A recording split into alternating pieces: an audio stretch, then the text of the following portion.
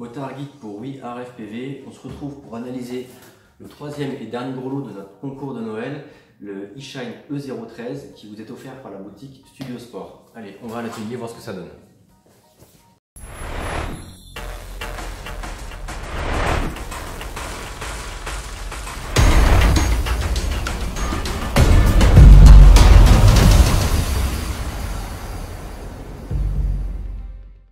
Voilà, on se retrouve pour le troisième et dernier gros lot de notre concours de Noël. Alors je dis dernier gros lot, mais on n'oublie pas Easy Racer quand même qui va vous envoyer des antennes Pagoda et qui va vous offrir des bons de réduction de 10% sur sa boutique. Mais je ne vais pas vous faire un unboxing de Pagoda, donc le dernier c'est le E013 de chez eShine. Donc un petit kit FPV pour débutants où il y a radiocommande, masque et le drone et une batterie. Ça nous est offert par Studio Sport, donc vous connaissez la chanson. N'hésitez pas à aller sur leurs réseaux sociaux, les liker, les suivre, surtout les remercier, mettre des petits commentaires sur cette vidéo-là. Pour rappel, les autres cadeaux, premier gros lot, le Spark. Je vous mets le lien quelque part par là ou par là, je ne sais plus, vers l'unboxing et le mini coffin de chez Fiendship. Donc le Small Paper eShine E013 qui vient de chez Studio Sport. On va l'ouvrir tout de suite. Donc dans la boîte de la mousse qui protège un peu tout. On va sortir tout de suite le petit quad. Alors moi j'adore ces petits quads. Bon là c'est du brushed. D'ailleurs je vole moi aussi à la maison en brushed. Je vous expliquerai quelles sont les différences entre ces deux quads là. Et clairement moi ce qui me plaît sur celui-ci c'est qu'il est tout caréné. Donc c'est très bien pour débuter et on risque pas de le casser trop facilement. Donc le petit paper, une radiocommande. Toujours des petites radiocommandes sur ces petits quads brushed. Mais ce qui est sympa sur celle-ci, ce sont les gros sticks avec des espèces de dents, là, des picots qui permettent d'avoir une prise en main un peu meilleure quand même que ce qu'on retrouve d'habitude. Là j'ai gardé sur un autre petit drone là, à mon fils. Ça c'est vraiment pas pratique à utiliser. Avec ça, ça a l'air plus agréable. On a les boutons là qui permettent, j'imagine, de changer les modes de vol et la vitesse du quad.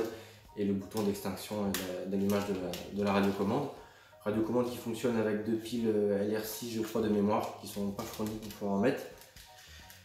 Pour le vainqueur qui prévoit ça, donc on a vu le quad et dedans il reste le masque. Le petit masque, un VR006 de chez eShine. Donc celui-ci on va pouvoir attaquer directement les specs. Donc il est vraiment pas gros, j'ai pas mon transformeur HD sur le coude mais clairement il est moins encombrant que le transformeur HD. C'est un petit écran de 3 pouces qu'il y a au fond. Avec une résolution de 500 par 300 pixels de mémoire et un récepteur à une seule antenne, format RPSMA. Je ne sais pas si on va bien le voir à la caméra, j'ai pas de quoi faire la mise au point, mais bon, faites-moi confiance, c'est du RPSMA avec, je crois, dedans on va regarder, mais c'est une antenne bâton qui est fournie.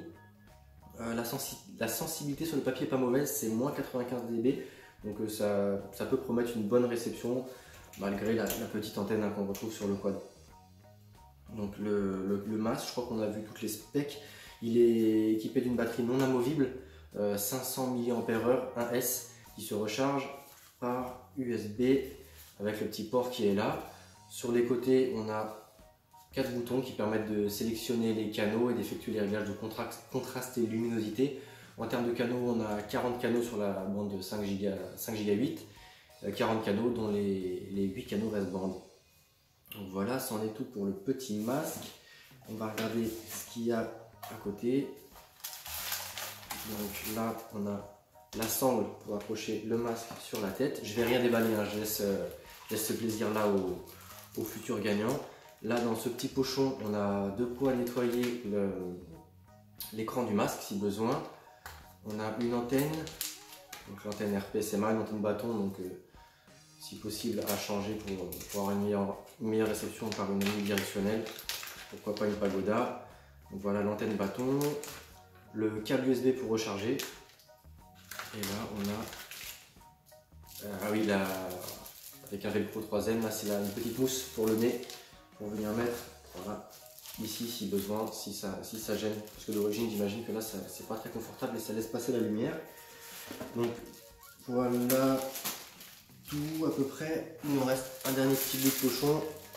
Je vais mettre tout ça en vrac sur le côté. Une notice.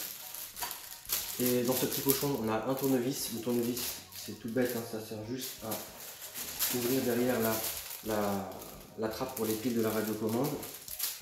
Dedans, on a le chargeur USB pour la Lipo 1S.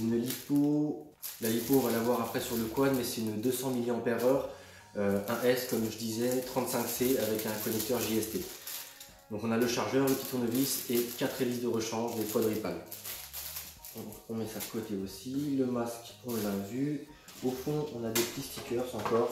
C'est moins généreux que chez Fiendship, mais c'est toujours sympa pour ceux qui aiment ça. Donc le quad, petit quad tout mignon qui ressemble à mon Biductrix. Donc il est équipé d'une caméra là, qui est protégée par un petit cache. Donc une caméra, combo caméra émetteur vidéo, émetteur 25 mW.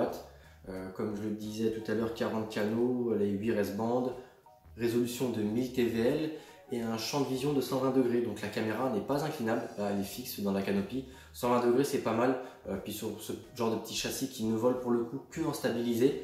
Donc on va pas a priori voler comme ça, donc ça ne devrait pas être trop gênant à l'usage. Donc 120 degrés, 1000 TVL, ça c'est pour la caméra. En dessous on a la Lipo dont je vous parlais là, avec le petit le cache pour la caméra. On va le mettre là. La Lipo avec le connecteur JST-PH, c'est un 2.0, donc c'est assez gros. Voilà, hop. Hop, allez, il démarre. Je vais peut-être pas le brancher, il ne doit pas être chargé, donc je vais le laisser tranquille. Les moteurs, donc on a 4 moteurs brushed, des 615 17000 kV. Donc à titre d'information, 17000 kV, ça correspond au moteur, comment dire, pas milieu de gamme, mais bon, c'est pas les moteurs les plus rapides ni les moteurs les plus lents, c'est ceux au milieu. Ce sont les moteurs black sur le Biductrix, c'est ceux avec lesquels je vole là, les black, on peut voir ou pas à la caméra. Moteur black chez Biductrix c'est 17400 kV, là on est sur du 17000 kV, donc ça doit se valoir. Et clairement moi en appart, enfin en intérieur, ça me va très bien les 17000 kV, donc celui-ci doit être relativement véloce. Chez Biductrix on a en dessous les Silver qui sont à 14000 et des brouettes kV, et les Gold qui eux montent à 19000 kV, que j'ai même pas testé encore, mais ça doit être vraiment super puissant. Bref, le Biductrix on le laisse de côté. Le E013, je ne sais pas si j'ai précisé le poids, c'est 25 grammes, donc c'est très léger. Et ça, la déco, les murs, ça craint rien, tant pour les murs que pour le quad, ça devrait être assez robuste. Les protections d'hélice ne me paraissent pas trop souples, donc ça ne devrait pas venir casser trop rapidement les hélices, il y a peu de risques à ce sujet-là. Donc voilà, c'est à peu près tout, je crois, ce qu'il y a à dire sur cet ensemble-là. Petit ensemble qui coûte 90 € chez Studio Sport, donc c'est un beau cadeau. Encore une fois, on les remercie. Merci Paul, mon contact chez eux. Je vous invite donc à liker cette vidéo-là, plein de pouces bleus, plein de commentaires et surtout le post sur Facebook qui vous permet de participer à ce petit concours. Et je vous mets là-haut les modalités de ce concours. J'aperçois mes notes là en live, j'ai oublié de préciser sur le masque. On a normalement quelque part, voilà, une prise jack. Donc ça c'est une entrée vidéo qui permet de brancher un récepteur externe si possible. Donc du coup c'est le seul jack, il n'y a pas de sortie vidéo, ça veut dire pas de DVR. Donc c'est un petit peu dommage je trouve, mais bon, 90 € l'ensemble pour se lancer dans le hobby, même si c'est pas une carte de vol Betaflight, il n'y a pas de configuration possible, il n'y a pas de port USB disponible, ça ne vole qu'en stabilisé. Pour se lancer c'est pas mal, même si clairement moi je préconise de toujours voler en accro, même à l'intérieur moi je vole en accro. Mais après pour commencer c'est cool. Dernière petite précision, ce quad là on va aussi en envoyer un exemplaire à mon pote Julien qui bosse avec moi sur les imprimantes 3D.fr. Il n'a jamais mis le nez dans un masque, jamais posé de main sur une radiocommande et encore moins volé avec un multirotor. Donc ça va nous permettre de publier sur le blog un vrai test débutant. Même si en parallèle j'espère que le gagnant nous fera un petit retour aussi, que ce soit sur le forum ou les réseaux sociaux, ce serait sympa de sa part. Voilà, c'en est tout pour le dernier unboxing de Noël. On récapitule tous nos partenaires. Donc on a Fiendship pour le mini coffin, le Spark ça vient de chez Gearbest, le eShine E013 c'est Studio Sport, les Pagoda et les bons de réduction de moins 10% c'est Easy Racer. Je vous mets tous les liens dans la description, ils sont aussi sur l'article sur le blog, sur le post sur Facebook, donc n'hésitez pas à les follow, eux aussi ça fait plaisir, nous aussi si c'est pas le cas. Et sur ce je vous dis bonne chance pour le concours et à très bientôt sur la chaîne. C'était Motard Geek pour We Are FPV.